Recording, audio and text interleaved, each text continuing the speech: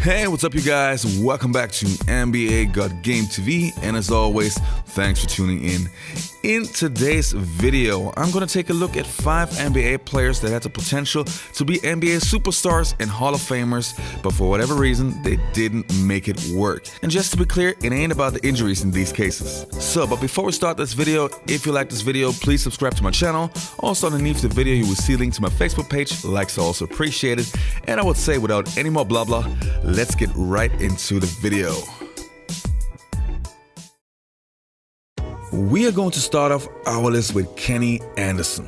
When we talk about Kenny Anderson, we're talking about one of the most talented guards to ever play in the NBA. Seriously, he was not only a street ball and college legend, but he had all the tools to become an all-time great. But why didn't it work out, you ask? Well, where do I begin? His attitude, his off-the-court demons, his scandals here and there. So if you want to know more about his issues, check out his documentary, Mr. Chips. After 7 years, 4 different teams, and a sprinkle of controversy, Kenny Anderson has taken flight with the Celtics. He has learned from lessons past and is banking on a big future in Boston. I'm kind of happy that it happened like this because it's made me appreciate everything I've received. Beautiful play, Kenny Anderson. I'm happy with this situation in Boston. You know, I love playing for Rick Pitino. And, you know, I'm just going to take, you know, what Coach wants me to do.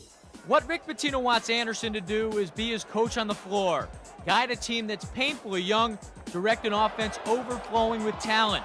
A 7-year veteran, Anderson appears to be tailor-made for the role, but even he admits it's a role he's still adjusting to. I'm kind of trying to find that fine line with a young team. I'm kind of almost pulled away from my old role. You know, when I was with Portland, after my free agency, I had that big year, because I dominated the ball a lot. You know, I had scoring numbers and assist numbers. Now I have a young team: Paul Pierce, Ron Mercer, Antoine Walker. I got a lot of weapons, so it's kind of like, you know, subdued me a little bit. In January, Kenny Anderson's roller coaster ride took a sharp turn, then went straight downhill. But it was because of what he did off the court. When the lockout ended, he fired the shot heard round the NBA world. No, I'm not signing. I'm trying to find my car, man. Get out of here, man. It hurt, you know, somewhat because the lockout was going on and we was trying to capture our fanfare back. And then here I go with this situation to deal with. So the fans didn't really appreciate that. But it was a hard situation to be in. But for every, you know, negative thing that I've been through in the NBA, I've done a bunch of positive things, and I don't let, you know, that one negative thing really hinder me. And the next player on our list is Derrick Coleman, actually a former teammate of Kenny Anderson's. This guy was the #1 draft pick in 1990. He was praised as the most talented power forward in the last 10 years. And he put up great numbers in his rookie season. 18 points and 10 rebounds, not bad at all. But to be honest, he had so much potential to be even better than this. This was something that all the coaches said about Derrick Coleman. He had incredible talent, but he was lazy as it gets. His teammates, by the way, said the same. Let's give a nice warm welcome to our guest, Derrick Coleman. Coleman packed his bags for Syracuse, where he powered his way through the Big East and became the top player in the nation. After having been nudged there from Detroit by Dave Bing, he proved to be about as good at it as anybody who has ever suited up for the Orange. Great times, my best time of my life. Mm-hmm. I mean, basketball has gave me an opportunity to travel around the world and do things.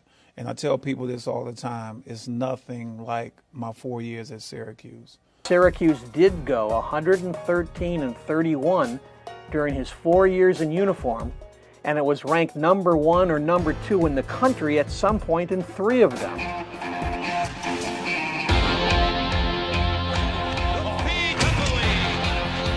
Coleman is the prototype for the power forward in the 90s. He combines inside strength with agility, ball handling, and a deadly outside shooting touch.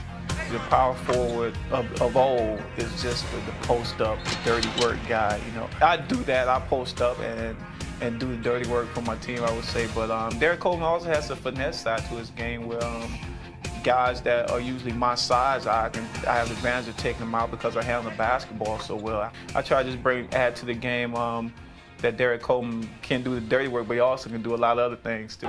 And the next player on our list is Darius Miles. Hyped as the new superstar straight out of high school. Drafted in the year 2000 as the number 3 pick overall. Darius Miles had sensational potential, but again, hard work beats talent. Darius failed to work on his game, which was why his game didn't develop after his rookie season. Clippers are, and here's the commissioner.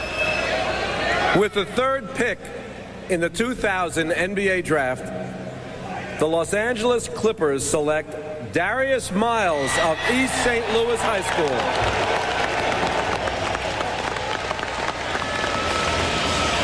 They call him Little KG.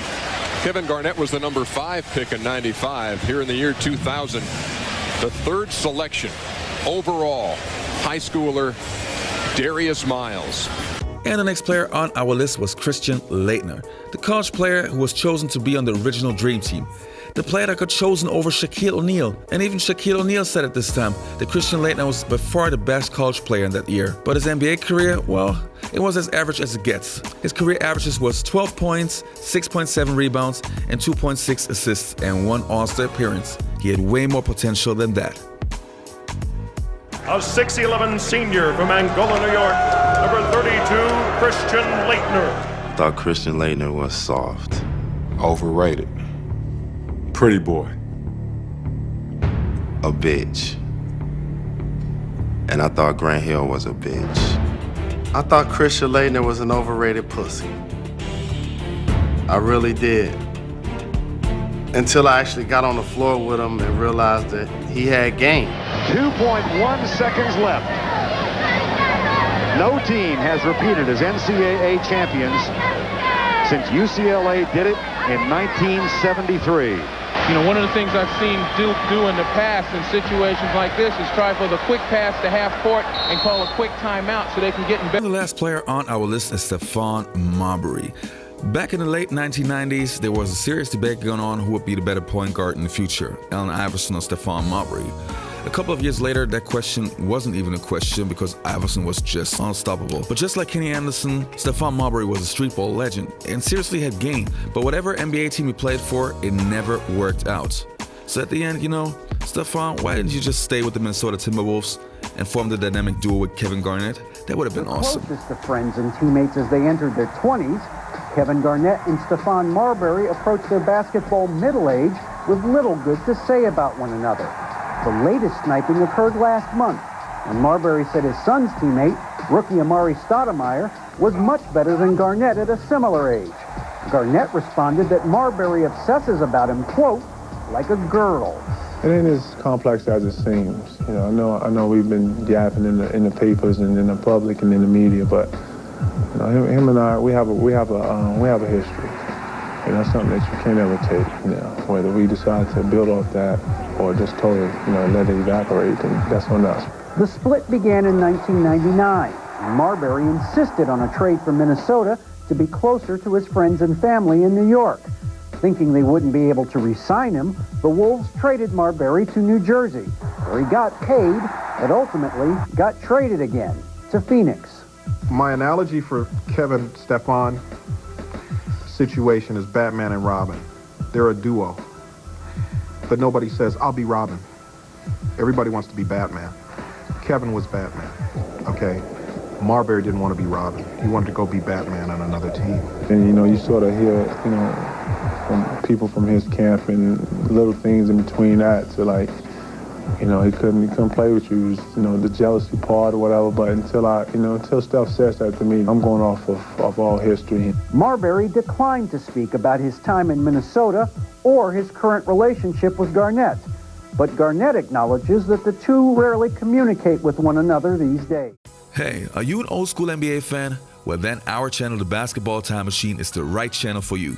On our show, we feature NBA players from the 80s, the 90s, and the early 2000s, talking about the good old NBA days. Former NBA players telling their stories are Michael Jordan, Larry Bird, Magic Johnson, Penny Hardaway, Grant Hill, Charles Barkley, Shaquille O'Neal, and many, many more. So if you miss old school NBA, just click on our channel, the BTM, The Basketball Time Machine, subscribe to our channel, and let's bring the good old days back.